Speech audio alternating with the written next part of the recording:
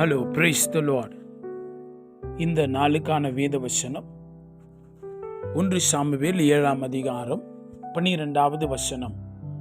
அப்பொழுது சாமுவேல் ஒரு கல்லை எடுத்து மிஸ்பாவுக்கும் சேனுக்கும் நடுவாக நிறுத்தி, இம்மட்டும் கர்த்தர் எங்களுக்கு உதவி செய்தார் என்று சொல்லி அதற்கு எபினேசர் என்று பெயரிட்டான் என்று இந்த வசனத்தில் வாசிக்கிறோம். எபினேசர் என்று சொல்வதற்கு இம்மட்டும் கர்த்தர் எங்களுக்கு உதவி செய்தார் என்று சொல்லி, இந்த எபினேசர் அந்த அடையாள கல்லை அவர்கள் நிறுத்துவதற்கு முன்பதாக பின்னணியிலே என்ன நடக்கிறது என்பதை நாம் சற்றே விளங்கிக் கொள்ள வேண்டும். 1 சாமுவேல் 7ஆம் அதிகாரம் 10வது வசனத்திலே சாமுவேல் அவர்கள் எல்லாம், இஸ்ரவேல் ஜனங்கள் எல்லாம் தேவனுக்கு மனம் திரும்பி, நாங்கள் தேவனுக்கு விரோதமாய் நாங்கள் பாவம் செய்தோம் என்று சொல்லி அவர்கள் தங்களை ஒப்பு கொடுத்த பொழுது, அப்போது சாமுவேல் சர்வாங்க தகன பலியை செலுத்துகையில் பெலிஸ்தியர் இஸ்ரவேலின் மேல் யுத்தம் பண்ண நெருங்கினார்கள். கர்த்தர் மகா பெரிய இடி முழக்கங்களையும் பெலிஸ்தியர் மேல் அந்நாளில் முழங்க பண்ணின் அவர்களை கலங்கடித்ததினால் அவர்கள் இஸ்ரவேலுக்கு முன்பாக பட்டு விழுந்தார்கள். அல்லேலூயா. எனக்கு அன்பான தேவனுடைய பிள்ளைகளே, இந்த வார்த்தையை நன்றாய் கவனிப்பீர்கள் என்று சொன்னால், இந்த எபினேசர் ஆகிய நம்முடைய தேவன், அவர் நம்மை கடந்த 6 மாதங்கள் வரை நம்மை ஆச்சரியமாய் நடத்தினார். 7வது மாதத்தை காணும்படி நமக்கு கிருபை செய்திருக்கிறாரே. அவருடைய தயவு, இரக்கம், காருண்யம் ஒவ்வொரு நாளும் நம்மை ஆச்சரியமாய் வழி நடத்தி கொண்டு வந்ததே. இன்னைக்கு இந்த புதிய மாதத்தில் தேவன் நம்மை கொண்டு வந்திருக்கிறார். அவருடைய நாமத்துக்கு மகிமை உண்டாவதாக.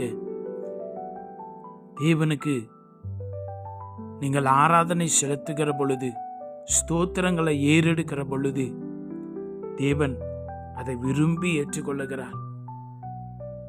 சாமுவேல் எல்லா இஸ்ரவேல் ஜனங்களை சேர்ந்து தேவனுக்கு அந்த பலியை அவர்கள் செலுத்துகிற பொழுது, அந்த சமயத்துல இவங்க மேல பெலிஸ்தியர் யுத்தத்துக்கு வந்தார்கள். அந்த கர்த்தர் அவர்களை கைவிடவில்லையே. அவங்க எதிர்பார்க்கல. அந்த சமயத்துல விரோதிகள் சூழ்ந்து கொண்டார்கள்.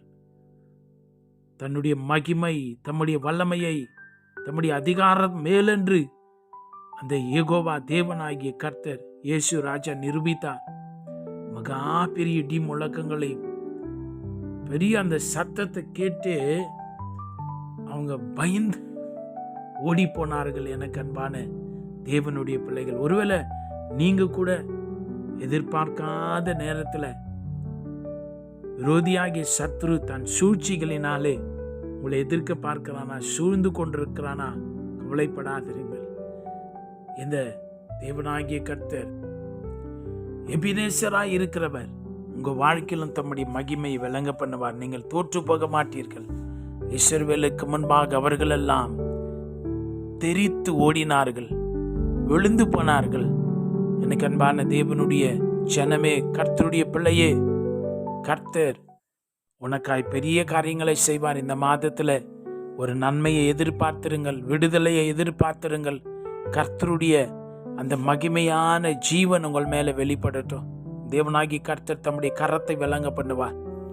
எப்படி அந்த பெலிஸ்திய ஜனங்களுக்கு முன்பதாக தேவனாகிய கர்த்தர் பெரியவர் என்பதை விளக்கி காட்டினாரோ, உங்க வாழ்க்கையிலும் அதையே செய்வார். இந்த புதிய மாதத்துல தேவனுடைய கிருபை, தயவு உங்களை ஒவ்வொருவரையும், உங்களுடைய குடும்பங்களையும், பிள்ளைகளையும் ஒவ்வொருவரையும் தாங்கி நடத்துவதாக நாம் ஜெபிக்கலாம். மகா பரிசுத்தமான பிதாவே, உடைய மகிமையான நாமத்துல நாங்கள் உமக்கு நன்றி சொல்லுகிறோம்ப்பா. உமால கூடாத காரியம் ஒன்றுமில்லையே. உடைய நாமத்தை துதிக்கும் பொழுதும் ஆராதிக்கும் பொழுது, உம்மை நோக்கி கூப்பிடுகிற பொழுது நீர் அங்கே வருகிறீர். உடைய வார்த்தையில எவ்வளவு உண்மையாய் இருக்கிறது. உடைய பிள்ளைகளை விரோதிகள் சூழ்ந்து கொண்ட பொழுது உடைய நாமத்தின் வல்லமையை விளங்க பண்ணினீரே, அதற்காய் நன்றி ராஜா. இந்த நாளிலே, இந்த ஜூலை மாதத்தில் நம்முடைய பிள்ளைகள் ஒவ்வொரு மேலும் நம்முடைய கிருபை இறங்கி வருவதாக, பலனும் சுகமும் இறங்கி வருவதாக, மகா பெரிய இரக்கங்களை இந்த மாதத்திலே காண செய்யும். ஒவ்வொரு நாளும் வழி நடத்தி ஆசீர்வதியும். இயேசுவின் நாமத்தில் ஜெபிக்கிறோம் பிதாவே, ஆமென். God bless you.